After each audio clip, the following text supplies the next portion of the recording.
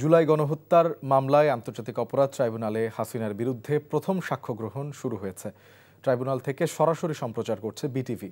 ট্রাইব্যুনালের চেয়ারম্যান বিচারপতি গোলাম মর্তুজা মজুমদারের নেতৃত্বাধীন ৩ সদস্যের ট্রাইব্যুনালে প্রথম সূচনা বক্তব্য দেন অ্যাটর্নি জেনারেল।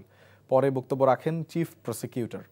এ মামলায় প্রথম দিনে জুলাই আন্দোলনের আহতরা সাক্ষ্য দেবেন। জুলাই গণঅভ্যুত্থানে দেশ জুড়ে পরিচালিত গণহত্যার নির্দেশনা এসেছিল ক্ষমতায় থাকা খোদ শেখ হাসিনার কাছ থেকে। এ মামলায় রাজসাক্ষী সাবেক পুলিশ প্রধান চৌধুরী আবদুল্লাহ আল মামুন।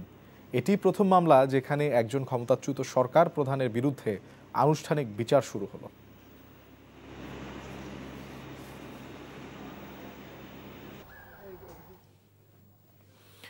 জুলাই গণহত্যা মামলায় আন্তর্জাতিক অপরাধ ট্রাইব্যুনালে হাসিনার বিরুদ্ধে বিচার কার্যক্রম চলছে। এই মুহূর্তে ট্রাইব্যুনালে আছেন স্পেশাল করেসপন্ডেন্ট হাসান জাবেদ। আমরা সরাসরি চলে যাচ্ছি তার কাছে।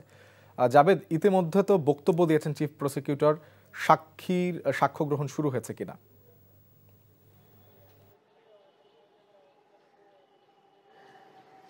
শোভন, এই মুহূর্তে কিন্তু আন্তর্জাতিক অপরাধ ট্রাইব্যুনাল কিছু সময়ের জন্য বিরতিতে গিয়েছে। বিরতি যাওয়ার আগে জানেন যে বেলা 11:15টার দিকে আজকে ট্রাইব্যুনাল এজলাসে বসে এবং শুরুতেই রাষ্ট্রের প্রধান আইন কর্মকর্তা অ্যাটর্নি জেনারেল মোহাম্মদ আসাদুজ্জামান বক্তব্য রাখেন এবং বক্তব্যে তিনি যেটি বলেছেন যে আজকে তার এখানে দাঁড়ানোর উদ্দেশ্যটা কি, কারণটা কি। তিনি বলেছেন যে এখানে আজকে দাঁড়িয়ে তিনি যেটি বলতে চাচ্ছেন যে ন্যায় বিচারের জন্য এখানে দাঁড়িয়েছেন, কারোর প্রতি ক্ষোভ, রাগ, অনুরাগ, বিরাগের বশবর্তী হয়ে নয়, অপরাধের বিচার করার জন্য তিনি দাবি জানিয়েছেন এবং তিনি বলেছেন আইন অনুযায়ী যা হবে সেটাই হবে এবং সেইটাই যেন হয়। এবং এই যে আবু সাঈদ মুগ্ধরা রক্ত দিয়ে যে পতাকাটা মশাল দিয়ে গেছেন, সেই মশালটা যাতে অক্ষুণ্ণ রাখতে পারেন সেই জন্য ন্যায় বিচার করা দরকার। তিনি বলেছেন বিশ্বের বিভিন্ন দেশে স্বৈরাচার এবং ফেসিবাদ প্রতিষ্ঠিত হয়েছে, তৈরি হয়েছে এবং তাদেরকে কিন্তু বিচারের মুখোমুখি দাঁড়াতে হয়েছে।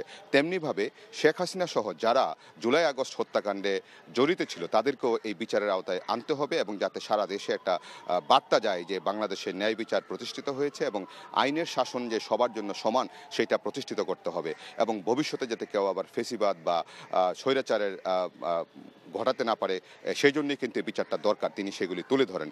তারপর উনি 10 মিনিট বক্তব্য রাখেন। এরপর তাজুল ইসলাম এই মামলার সূচনা বক্তব্য উপস্থাপন করেন। সূচনা বক্তব্যে তিনি যেটি বলছেন, এখনও কিন্তু সূচনা বক্তব্যে আছেন। সূচনা বক্তব্যের মাঝখানে দুটি ভিডিও ক্লিপও দেখানো হয় এবং তিনি বলেছেন যে অকাট্য তথ্য প্রমাণের মাধ্যমে প্রমাণ করবে যে 3 জন সুপিরিয়র কমান্ড রেসপন্সিবিলিটি হিসাবে জুলাই আগস্টে প্রায় 1400-র উপরে যে ছাত্র জনতাকে হত্যা করা হয়েছিল সেই দায় তাদেরকে নিতে হবে এবং সেটা প্রমাণের মাধ্যমে তাদেরকে সর্বোচ্চ শাস্তির তিনি দাবি জানাবেন। এমনটাই কিন্তু এখন পর্যন্ত চলছে। এই মুহূর্তে কিছু সময়ের জন্য বিরতি। দর্শক, আমরা জানছিলাম আন্তর্জাতিক অপরাধ ট্রাইব্যুনাল থেকে শেখ হাসিনার বিচার কার্যক্রমের খবর। বান্ডেল থাকলে প্রতি সেনমানিতে টাকা বাঁচবে। বিকাশ সেনমানি বান্ডেল কিনে জিতুন প্রতি লেনদেনে।